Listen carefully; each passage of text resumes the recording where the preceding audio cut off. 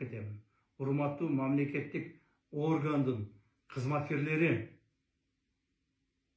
коррупциялык элементтерге аралашпагыла. Пара берүү, пара алуу, коррупциялык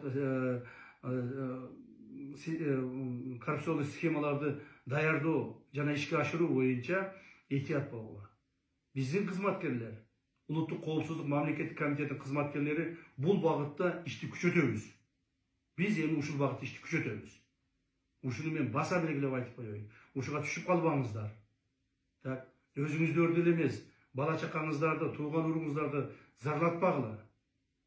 Мамлекетибиз эркин болуп, өсүп өнүгүп, мыйзамдуу болуп, өсүшүнө ар бирибиз салым кошушубуз керек.